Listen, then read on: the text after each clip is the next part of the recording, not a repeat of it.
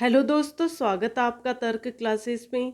आज हम आपके लिए जनरल साइंस के टॉप 20 क्वेश्चंस लेके आए हैं।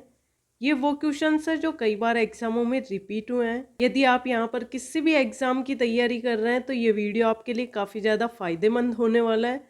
यहाँ पर पहला क्वेश्चन दिया गया है, स्वाइन फ्लू इनमें से किस वजह से फैलता है। ऑप्शन दिया गया है परजीवी, विषाणु, कवक, जीवाणु। तो इसका करेक्ट आंसर हो जाएगा विषाणु। आपको यहाँ पर बता दें, जो स्वाइन फ्लू होता है ना, ये एक तीव्र संक्रामक रोग है जो एक विशिष्ट प्रकार के इन्फ्लुएंजा वायरस से होता है। इन्फ्लुएंजा वायरस कौन सा हो जाएगा? H1N1, इसके द्वारा होता है ये। तो ये वाला क्वेश्चन भी आपसे कई बार पूछा हुआ है, इसलिए इसको स्टार लगा लीजिए। क्वेश्चन नंबर 2 दिया गया है, शैवाल निम्नलिखित में से किस समूह से संबंधित है। ऑप्शन दिया गया है टेरिडोफाइटा, थैलोफाइटा, आवृतबीजी, एंजियोस्पर्म, ब्रायोफाइटा। तो इसका करेक्ट आंसर हो जाएगा थैलोफाइटा। आपको यहाँ पर एक क्वेश्चन ये पूछ सकता है कि शैवालों का अध्ययन किस में किया जाता है। तो इसका आंसर हो जाएगा फाइकोलॉजी। ये क्वेश्चन भी कई बार पूछा हुआ है। क्वेश्चन नंबर 3 दिया गया है, 11 kg की एक वस्तु जब भूमि से 7 मीटर की ऊंचाई पर हो तब इसमें निहित ऊर्जा कितनी होती है, और दिया गया है जी। यहाँ पर आपको देखना है कि दे क्या क्या रखा है। तो इसमें द्रव्यमान दे रखा है 11 kg, ऊंचाई दे रखी है 7, और जो गुरुत्वीय त्वरण है वो भी दे रखा है। यहाँ पर पूछ क्या रहा है आपसे? ऊर्जा पूछ रहा है। तो ऊर्जा का फॉर्मूला क्या लगाएंगे? W बराबर m इंटू जी इंटू एच। m कितना दिया गया है यहाँ पे? 11 kg। g कितना दिया गया है? 9.8, और h कितना दिया गया है? 7।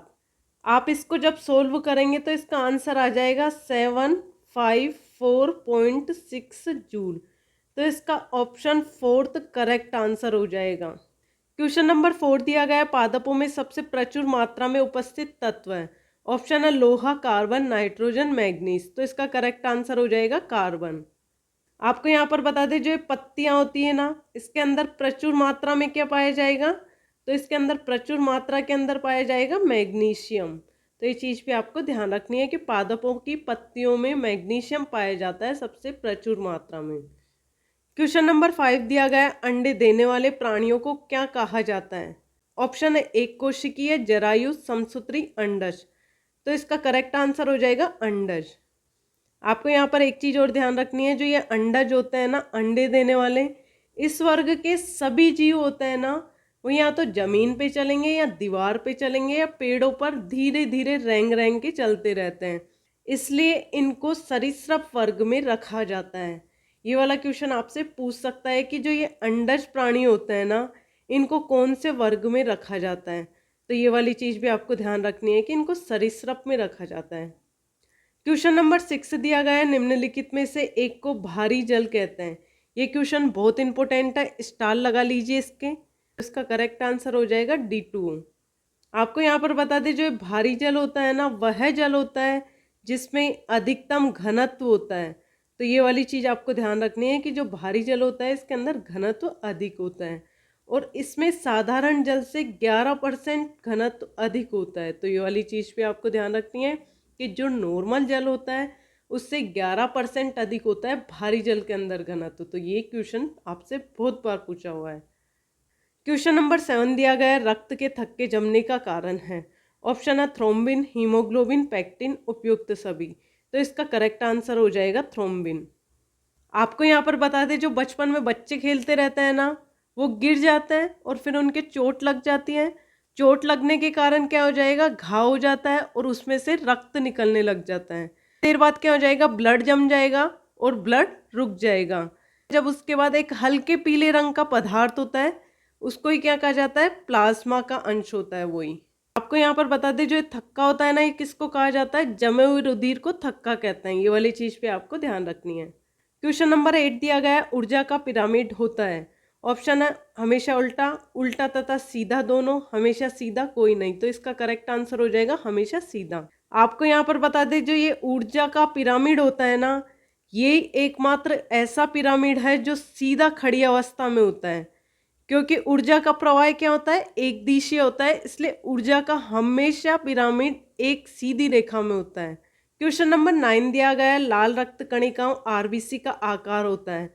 ऑप्शन है गोलाकार, उत्तलाकार, अनियमिताकार, इनमें से कोई नहीं। तो इसका करेक्ट आंसर हो जाएगा इनमें से कोई नहीं।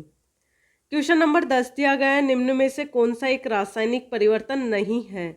ऑप्शन है लोहे में जंग लगना, मैग्नीशियम रिबन का दहन, मोमबत्ती का जलना, मोम का पिघलना। तो इसका करेक्ट आंसर हो जाएगा मोम का पिघलना। क्वेश्चन नंबर 11 दिया गया है, हमारे शरीर में कुल कितनी मांसपेशियां होती है? ऑप्शन है 565, 639, 665, 556। तो इसका करेक्ट आंसर हो जाएगा 639। आपको ये वाली चीज़ ध्यान रखनी है कि मानव शरीर में लगभग 639 मांसपेशियां होती हैं और इनमें से जो 400 मांसपेशियां होती है ना, ये रेखित होती है। तो ये वाली चीज़ भी आपको ध्यान रखनी है। आपको यहाँ पर बता दें, जो सर्वाधिक पेशियां होती है ना, वो 180 होती है, पीठ के अंदर पाई जाती है। ये वाली चीज़ भी आपको ध्यान रख लेना है, ये क्वेश्चन कई बार पूछा हुआ है। क्वेश्चन नंबर 12 दिया गया है, मधुमक्खी पालन को कहते हैं? ऑप्शन है एपीकल्चर, सिल्वीकल्चर, सेरिकल्चर, जलीय संवर्धन। तो इसका करेक्ट आंसर हो जाएगा एपीकल्चर। आपको यहाँ पर बता दें, जो ये सिल्वीकल्चर है ना, इसके अंदर वन संवर्धन का अध्ययन किया जाता है और जो सेरिकल्चर है ना, इसके अंदर रेशम का उत्पादन किया जाता है।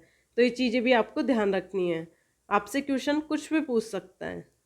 क्वेश्चन नंबर 13 दिया गया है, टाइफाइड बुखार का कारण है?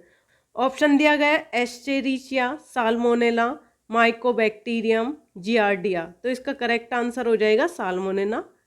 आपको यहाँ पर बता दें, जो ये टाइफाइड होता है ना, इसको मोतीजरा, आंत्रज्वर, टाइफाइड भी कहा जाता है। तो आपसे टाइफाइड की जगह पे आंत्रज्वर भी दे सकता है, मोतीजरा भी दे सकता है। तो ये चीज़ पे आपको ध्यान रखना है। और ये किसको प्रभावित करता है? ये हमारी छोटी आंत्र को प्रभावित करता है। तो ये वाली चीज़ भी आपको ध्यान रखनी है, क्वेश्चन कई बार अलग अलग तरीके से पूछा गया है। आपको यहाँ पर बता दें, ये जो रोग होता है ना टाइफाइड, ये साल्मोनेला टाइफोसा नामक जीवाणु से होता है। किससे होता है? जीवाणु से। तो ये वाला क्वेश्चन भी आपको याद रखना है कि जीवाणु से होता है। आपको यहाँ पर बता दें, जो टाइफाइड रोग है ना, इसको मियादी बुखार तथा आंत का बुखार के नाम से भी जाना जाता है। तो ये चीज़ पे आपको ध्यान रखनी है। क्वेश्चन नंबर 15 दिया गया है, माँ के दूध में पाए जाने वाले प्रतिरक्षी कौन सी है? ये भी बहुत इंपॉर्टेंट क्वेश्चन है, कई बार एग्जामों में रिपीट हुआ है। इसके ऑप्शन है आईजीजी, आईजीएम, आईजीडी, आईजीए। तो इसका करेक्ट आंसर हो जाएगा आईजीए। जब भी आपको माँ के दूध के लिए प्रतिरक्षी पूछा जाएगा, जब इसका करेक्ट आंसर हो जाएगा आईजीए। क्वेश्चन नंबर 16 दिया गया है, स्टार्च को जल अपघटन से ग्लूकोज बनाने वाला एंजाइम है? तो इसका करेक्ट आंसर हो जाएगा एमाइलेज।